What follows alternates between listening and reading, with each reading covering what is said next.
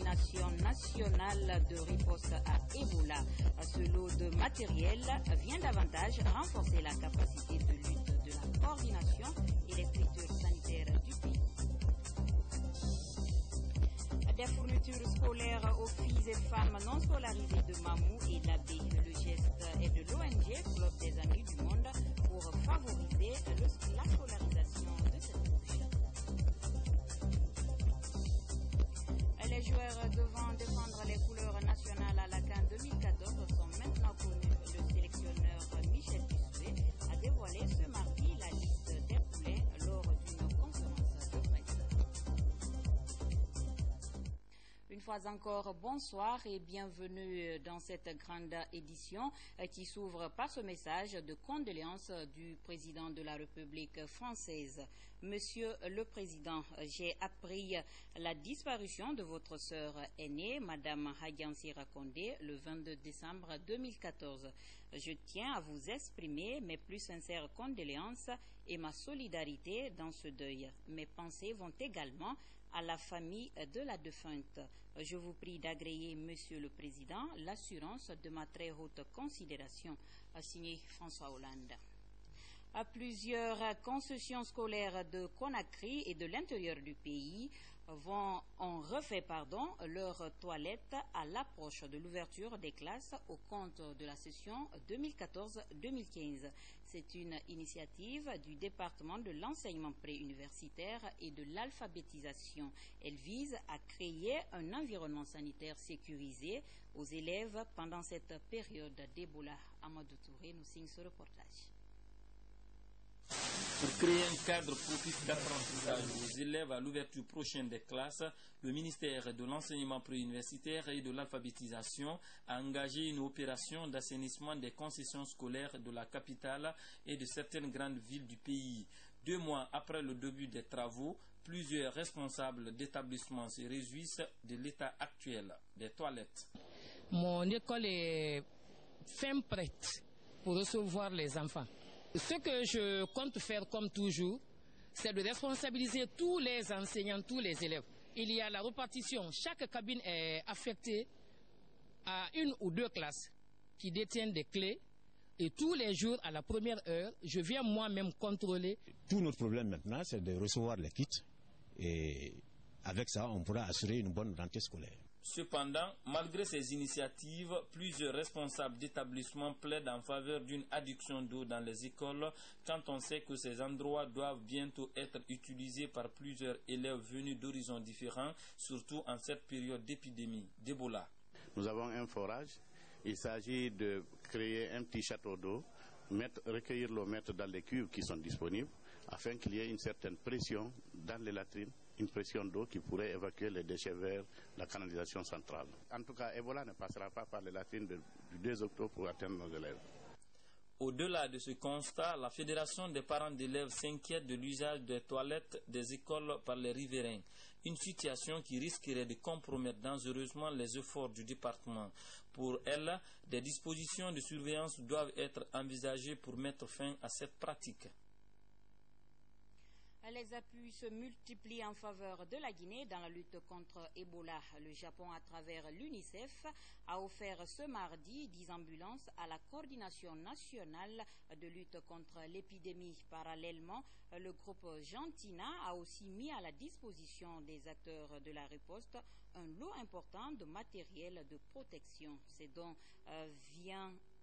dons visent à bouter Ebola hors de nos frontières. Reportage à Mamadi Ternakamiso.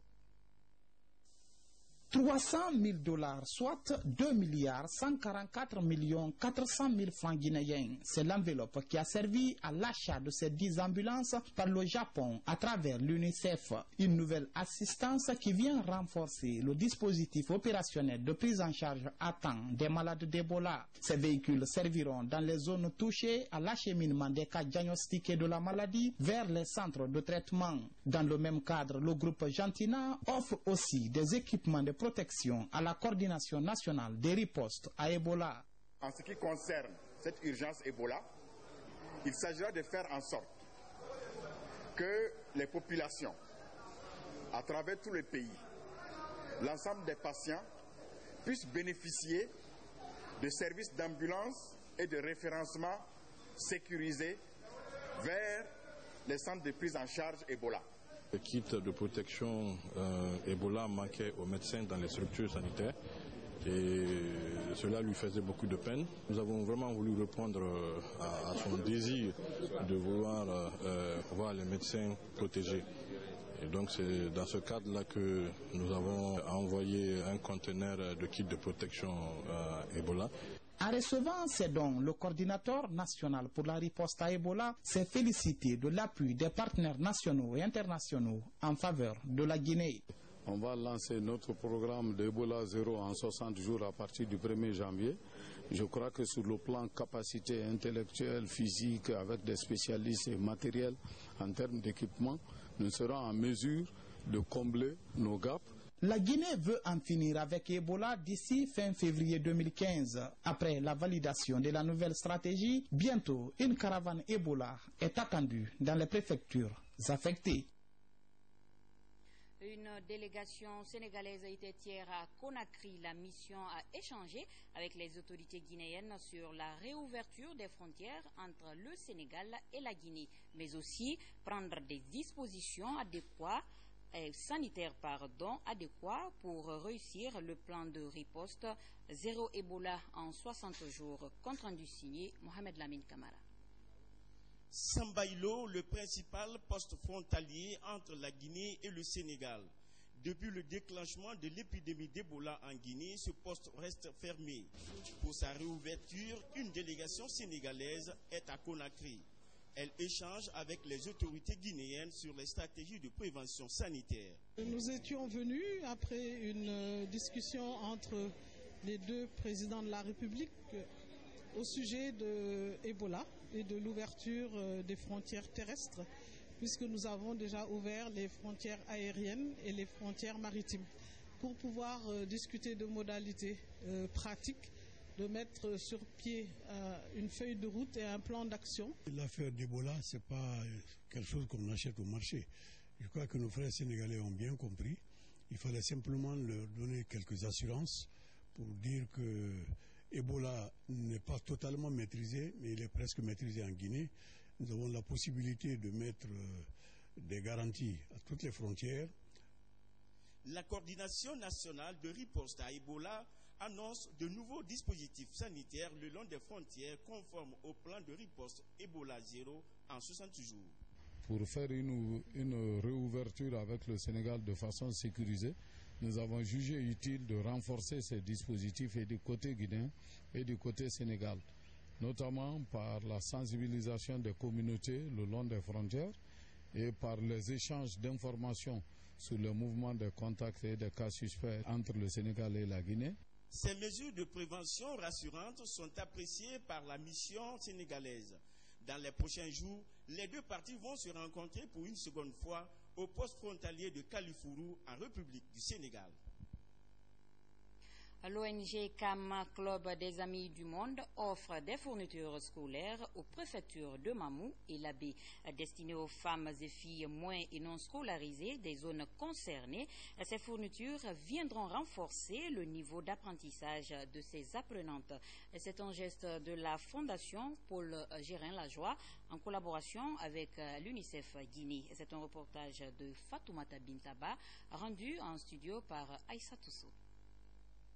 ONG CAM Club des Amis du Monde en collaboration avec la Fondation Paul Gérin-Lajoie sous financement de l'UNICEF de Guinée s'implique dans la formation socio-professionnelle des femmes et filles non scolarisées, notamment à Labé, Mamou et dans des communes de Conakry. Elle vient de faire un don de kits scolaires. Le Club des Amis a procédé à la formation des jeunes filles, à l'apprentissage des petits métiers, pour davantage les motiver avec des associations de participation à cette formation. Nous sommes là pour remettre leur transport, remettre des kits d'hygiène parce que c'est la période de l'épidémie Ebola. Donc chaque fille a eu un kit, un gel individuel pour se protéger contre l'Ebola. L'initiative est vivement appréciée par les participantes. Je suis très contente de cette initiative. Depuis qu'elle est là, Elle a aidé beaucoup de jeunes filles à avoir une formation. Et j'encourage les jeunes filles à participer dans le groupe.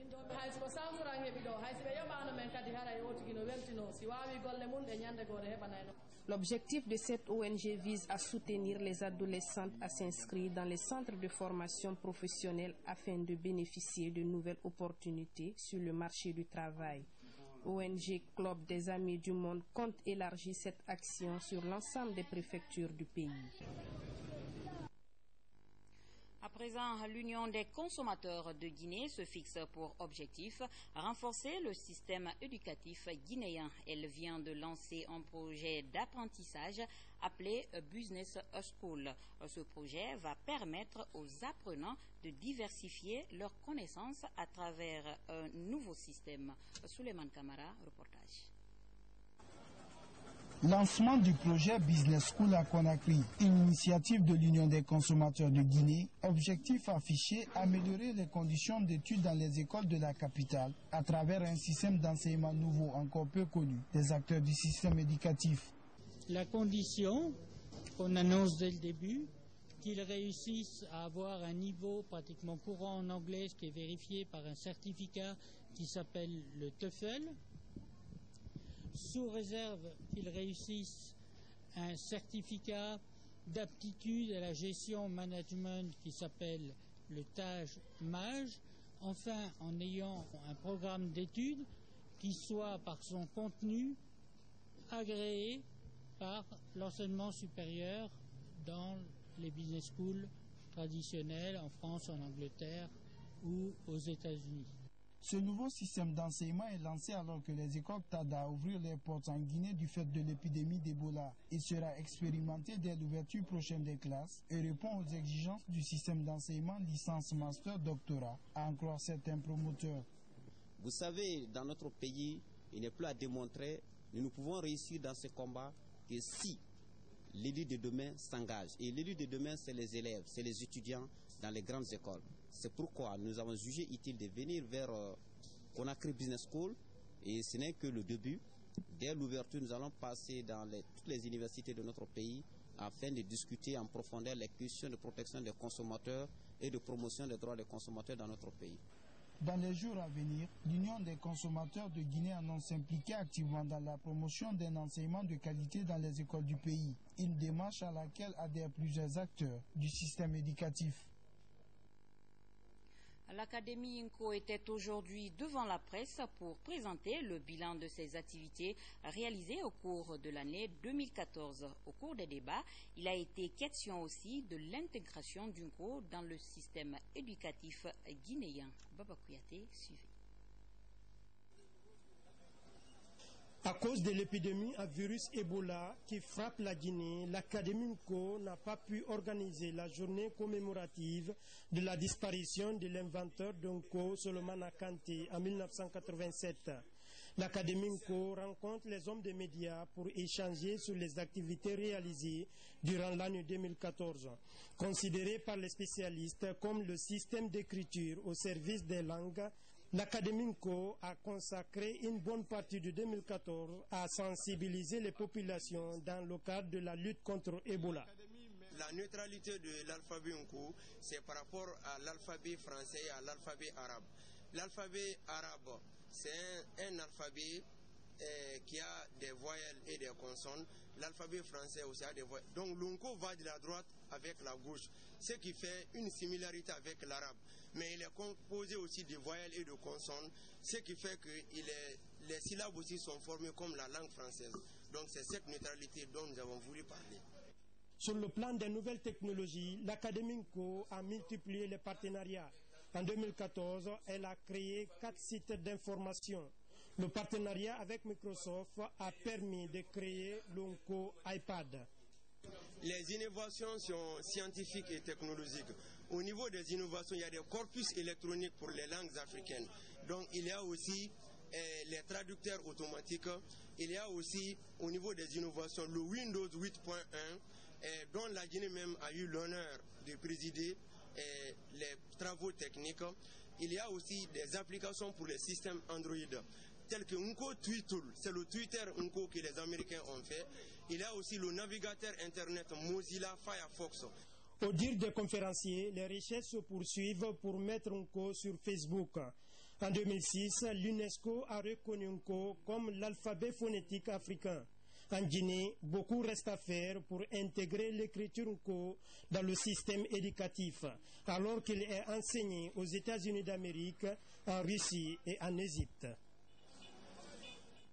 Le comité de soutien aux deux équipes nationales de football pour les CAN cadettes et seniors a démarré ses travaux ce matin dans les différents départements ministériels. C'est le ministère des Finances qui a donné le ton. Le résumé de cette première journée avec Alma Mila Issouma.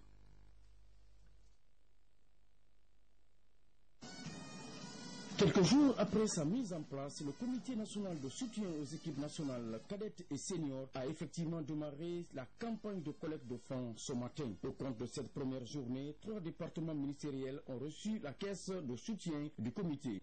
Il s'agit des départements de l'économie et des finances, des mines et de la géologie et de l'enseignement supérieur. Pour ainsi accompagner ces deux équipes, chaque fonctionnaire a contribué selon ses possibilités et ses moyens. Nous sommes vraiment contents de votre présence parce qu'on voit que vous faites confiance au ministère des Mines et de la Géologie et nous ferons ce qu'on peut faire parce que nous sommes de cœur avec le CELI national. Il faudrait que l'ensemble du peuple de Guinée puisse être solidaire de ce soutien, de cet accompagnement et je profite de l'occasion féliciter encore une fois tous les encadreurs, tous les joueurs et aussi le ministère des Sports. Le président du comité de soutien dresse ici le bilan de cette première journée.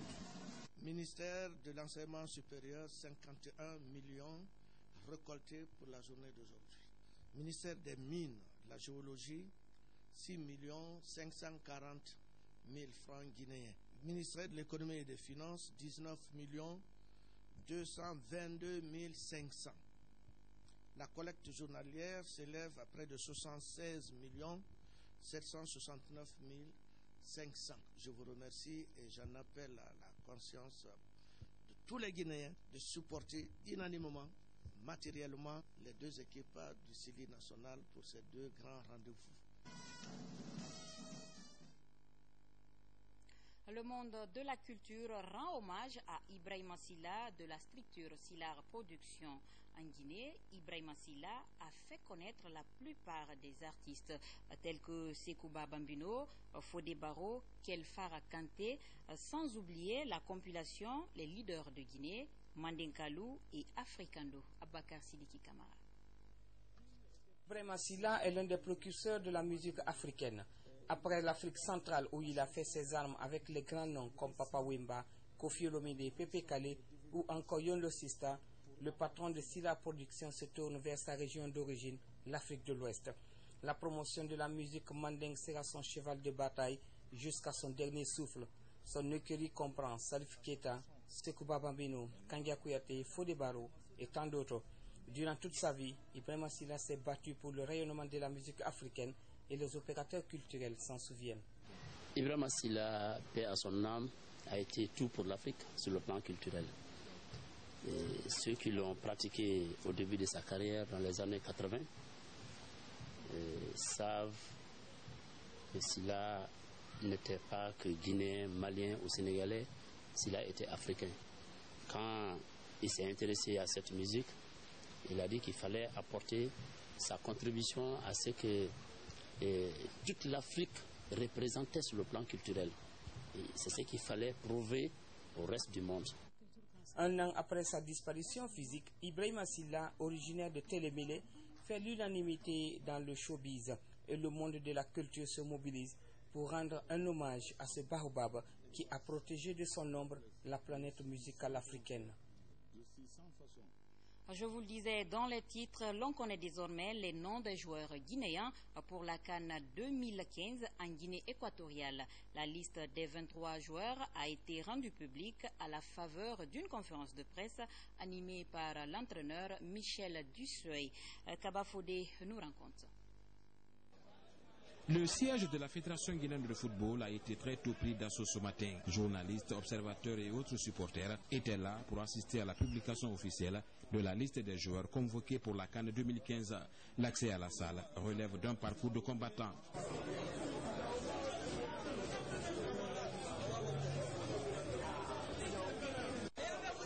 Cette mobilisation dénote de l'importance que le public accorde à son équipe. Dans la salle, l'entraîneur Michel Dussier, entouré des membres du comité exécutif de la Fédération guinéenne de football, attend pour communiquer sa liste. Les buts, gardien de but, Aboubakar Kamara, Abdulaziz Keita, Nabi Yatara. Sur les postes de défenseurs, il y a Fodé Kamara, Abdoulaye Sissé, Mohamed Diarra, Djibril Tamsir Paye, Florentin Pogba, Baïsama Sanko, Isiaga Silla et Kamil Zayat. Sur les postes de milieu de terrain, il y a Lanfia Camara, il y a Kevin Constant, il y a Ibrahima Konté, il y a Boubacar Fofana, il y a Nabi Keita, il y a Bouna Sarr. Sur les postes d'attaquant, il y a Abdoul Razaki Kamara, il y a François Kamano, il y a Sedouba Souma, Idrissa Silla, Ibrahima Traoré et Mohamed Lamine Yatara. 3 gardiens de but, 8 défenseurs, 6 milieux de terrain et 6 attaquants. La sélection guinéenne connaît quelques retouches. 2 nouveaux joueurs font leur apparition, Bounassar et François Kamano, et 4 grands absents, qui sont Las Bangoura, Guy Michel Landel, Sadio Diallo et Ismaël Bangoura. Si l'on ignore les raisons de la non-convocation de Sadio et de Landel, l'entraîneur s'explique sur le cas Las et Ismaël Bangoura. Concernant Las Bangoura, j'ai eu l'occasion de dire cette déclaration. Je pense que pour Las, aujourd'hui, ce qui est important pour lui, c'est de retrouver toutes ses sensations et de s'exprimer sur le terrain. Le Série national de Guinée, qui participe à sa 11e Coupe d'Afrique des Nations, entame sa préparation le 7 janvier prochain à Casablanca au Maroc. Mais à la veille déjà, le chef de l'État, le professeur Alpha Condé, procédera à la remise officielle du tricolore national à l'équipe guinéenne pour la conquête du trophée continental.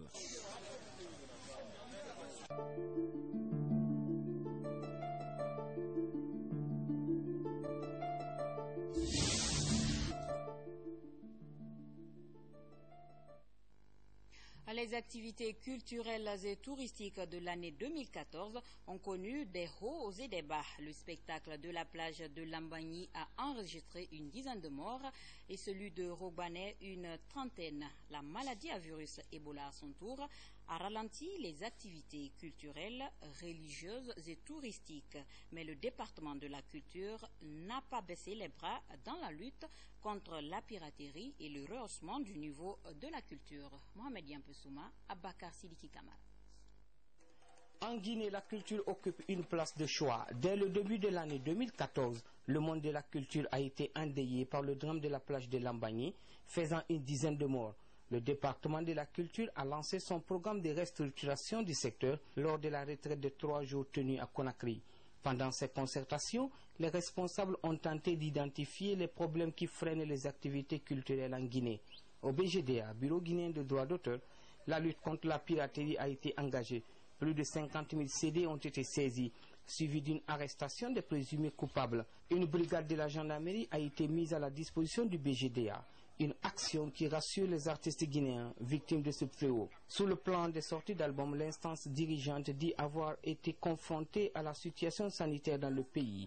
Depuis mars dernier, la Guinée est frappée par la maladie Ebola. Cela a conduit le président de la République à décréter l'état d'urgence sanitaire, ce qui a du coup ralenti, voire freiné les activités culturelles. À l'agence guinéenne des spectacles, le nombre de spectacles a fortement chuté pour cause d'Ebola. Pour enfoncer le clou, le drame survenu à la plage de Robanet, après celui de Lambagny, a coûté la vie à plus de 30 jeunes au lendemain de la fête de Ramadan. Sur le plan littéraire, les 72 heures du livre en Guinée se sont tenues avec un nombre important de dédicaces de livres, une activité qui fait la part belle à la promotion du livre et de la lecture. Les initiateurs veulent faire de Conakry la capitale de la lecture. Initiée par la structure Guinée Culture, la caravane de la paix a regroupé les hommes de culture. Ces derniers ont sillonné le pays avec le slogan « La paix, mon affaire ». Par ailleurs, l'Union des journalistes et animateurs culturels de Guinée, UJEGGI, a à son arc plusieurs activités venant en aide aux hommes de culture en célébrant la fête anniversaire du décès du dragon de la chanson africaine Aboubakar Demba Kamara, les 54 ans de vie de scène du Bembea Jazz National, de Kamayen Sofa et l'organisation de la première édition du prix Guéliba ont été des moments pathétiques. Les artistes guinéens se sont impliqués dans la lutte contre Ebola en sensibilisant à travers des sons et des clips vidéo. Une manière pour eux de jouer leur partition. Au-delà de la précarité dans laquelle vivent les hommes de culture, la mort a arraché à notre affection en 2014 de grands noms à l'image de Suleiman Koli, Big Dre et Ibn Kenyatta. Côté religion, les fidèles musulmans ont été privés du traditionnel pèlerinage à la Mecque en 2014, ce à cause de la fièvre hémorragique à virus Ebola, d'où la déclaration de l'état d'urgence sanitaire.